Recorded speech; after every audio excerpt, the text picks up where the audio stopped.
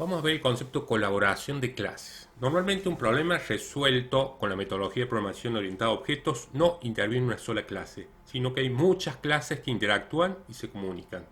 Plantearemos un problema separando las actividades en dos clases. Hasta ahora hemos hecho una única clase y los métodos y atributos en una única clase. El problema dice lo siguiente: un banco tiene tres clientes que pueden hacer depósitos y extracciones. También el banco requiere que al final del día calcule la cantidad de dinero que hay depositado en el banco. Lo primero que hacemos es identificar las clases. En este caso podemos identificar la clase cliente y la clase banco. Luego debemos definir los atributos y métodos de cada una de las clases. Nosotros en la clase cliente vamos a definir como atributos el nombre del cliente y el monto. Y los métodos que vamos a plantear en la clase cliente va a ser el constructor, donde vamos a inicializar el nombre del cliente y el monto; depositar, donde le sumaremos algún importe al monto; y el extraer, que le restaremos algún importe al monto. Finalmente el método retornar monto va a devolver, porque ya el atributo monto va a ser privado del cliente, el retornar monto va a devolver un valor que lo va a utilizar el banco. Vamos a ver. Y vamos a hacer una segunda clase llamada banco, que va a tener tres atributos. Van a ser tres objetos de la clase cliente. Esta es la relación de colaboración. El cliente colabora con el banco. O sea, el banco va a tener tres objetos de la clase cliente. Además de los métodos del constructor, donde crearemos los tres clientes; el método operar, donde cada cliente hará depósitos y extracciones; y finalmente depósitos totales, que el banco va a controlar cuánto dinero tiene cada cliente. Bueno, vamos a crear un proyecto para justamente implementarlo, ver cómo implementar dos clases ya en nuestro proyecto. Crearemos una aplicación de consola.net Framework.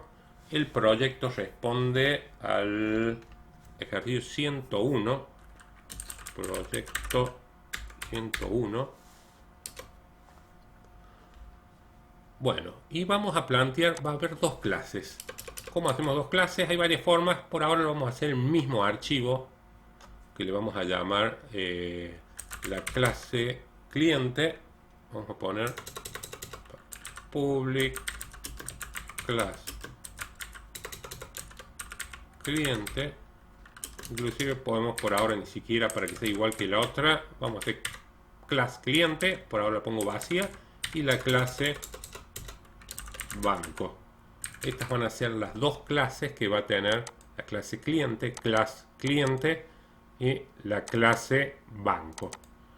¿Qué atributos va a tener el cliente? Dijimos que todo cliente va a tener un nombre y un monto. Vamos a trabajar con enteros, no habría ningún problema. Y el banco, ¿qué es lo que va a tener? Vamos a definir tres objetos de la clase cliente.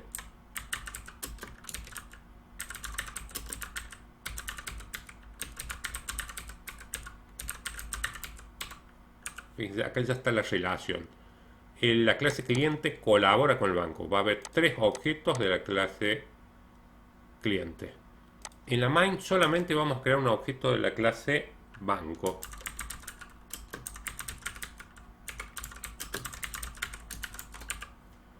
Vamos a ir explicando. Dice: analicemos la implementación del problema. Los atributos de una clase normalmente son privados. Fíjense, los atributos de la clase cliente, los atributos de la clase banco también son privados. Los atributos de una clase normalmente son privados. Los atributos son modificados por los métodos de la misma clase. Vamos a definir constructor de la clase cliente. El constructor lo vamos a copiar, lo tenemos acá codificado. Recordemos que el constructor de una clase tiene el mismo nombre de la clase. Fíjense acá, el cliente va a recibir como parámetro una string, que es el nombre del cliente, y se va a inicializar el atributo nombre.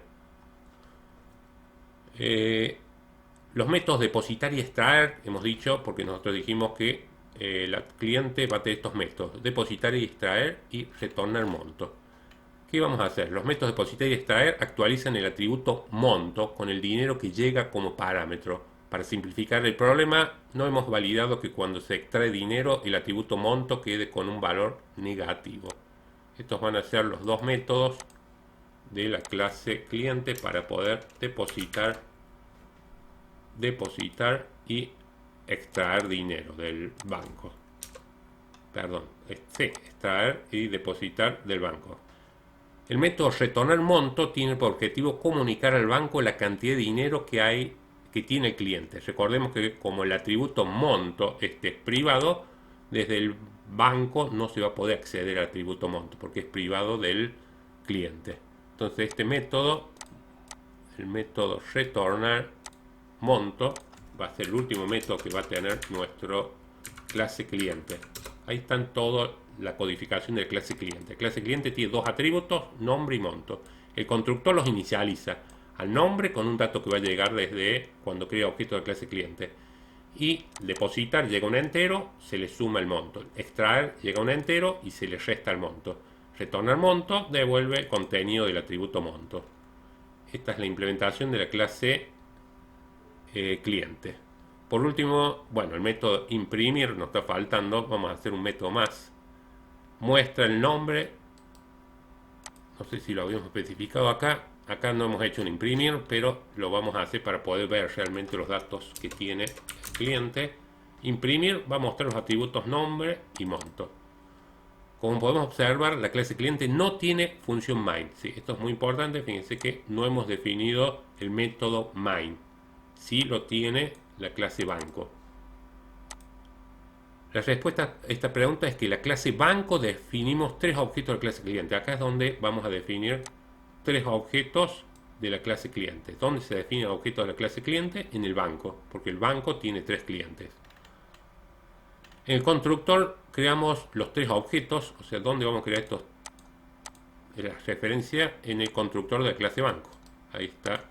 Planteemos el constructor de la clase banco. Hemos dicho el constructor tiene el mismo nombre de la clase. Banco es el nombre del constructor. ¿Qué hacemos en él? Inicializamos atributos de la clase. Los atributos son cliente 1, cliente 2, cliente 3. Acá cliente 1, new cliente, y le tengo que pasar una string. Justamente ese string que llega acá al parámetro nom, le pasa una string, que es el nombre del cliente. ¿Qué monto tiene inicialmente? Ninguno en particular, o sea, se inicializa en 0. ¿Cómo vamos a poder depositar y extraer? El método operar del banco llamamos los métodos depositar y extraer de cada uno de los clientes. Vamos a tomar como ejemplo estos depósitos y extracciones. ¿Qué hace el operar? Vamos a ir llamando. Cliente 1 deposita 100, el cliente 2 deposita 150, el cliente 3 deposita 200 y el cliente 3 extrae 150, con lo cual le quedará al cliente 3 nada más 50 depositado. Y el último método, el método depósitos totales, obtiene el monto depositado de cada uno de los tres clientes. Procede a mostrarlos y llamar al método imprimir de cada cliente para poder mostrar el nombre y los depósitos que tiene dicho cliente. Entonces, ¿qué se hace en la main? En la main creamos un objeto de la clase banco. El constructor de la clase banco crea sus tres clientes. Luego llamamos a banco1.operar, que es este método, que es el que va a depositar y extraer dinero de cada uno de los clientes. Y luego llamamos a depósitos del banco 1, depósitos totales, y detenemos la ejecución del programa con un read key. Es un programa que no requiere cargar ningún dato por teclado. ¿Sí? En la main creamos un objeto de la clase banco. Se llama automáticamente el constructor. O sea, viene acá, se ejecuta el algoritmo, crea los tres clientes y cuando finalice este constructor pasa a llamar a banco1 operar. Banco1 operar y cada cliente empieza a depositar y extraer dinero. Finalmente llama a depósitos totales. ¿Qué hacemos en depósitos totales? Este método del banco, preguntamos a cada cliente cuánto dinero tiene. Cliente 1 retorna el monto. El retornar monto devuelve el atributo monto. Lo sumo, lo que tienen cada uno de los tres clientes, y muestro el total dinero que hay en el banco. ¿Cuánto debería haber? Si depositaron 100, 150 más 200, ahí tenemos 2, 3, 450, pero después retira 150, por lo tanto acá debería mostrar 300. Al final del día hay 300 pesos en el banco de los depósitos hechos por los clientes. Podemos comprobarlo. ¿Sí? El total de dinero en el banco es de 300. Juan tiene depositado la suma de 100. Acá llamamos cliente 1 imprimir, ¿sí? Y me muestra 100. Ana tiene depositado 150, cliente 2 imprimir, y finalmente Pedro tiene depositado 50. El cliente 3, recordemos que depositó 200, pero luego hizo la extracción de 150, por eso quedan depositados 50. Esta es la metodología, cómo empezar a organizar una aplicación en la cual haya varias clases. Hay dos clases. La clase cliente colabora con la clase banco, porque el banco tiene tres objetos de la clase cliente. Tengamos en cuenta, para saber cuánto dinero yo acá tiene cada cliente, acá no puedo acceder al monto. Fíjense, acá yo no puedo poner cliente 1.monto. ¿Por qué no se puede acceder al monto? Fíjense que no es inaccesible, está diciendo. No es accesible debido a su nivel de protección. El monto es privado y la idea es justamente que los atributos sean privados. Si yo quiero conocer el dato, implemento un método, en este caso retornar monto, y nos devuelve el valor del atributo. Retornar monto, y ahí lo tengo resuelto. Después vamos a ver que esto también se puede resolver con un concepto de, ya vamos a ver más adelante, de propiedades. Por ahora lo podemos recuperar mediante un método que devuelva un entero, que es el contenido del atributo. Pero los atributos en principio siempre conviene que sean privados, y ya vamos a ver otra palabra, protected, cuando veamos herencia. Bueno, con esto queda el primer problema resuelto que hemos hecho con el concepto de colaboración de clases. Tengamos en cuenta que va a ser muy común empezar a trabajar con problemas en los cuales intervengan varias clases. Las clases, como pueden ser, están en el mismo archivo, en este archivo Program C#, pero después podemos empezar a crear más clases en otros archivos separados. Gracias.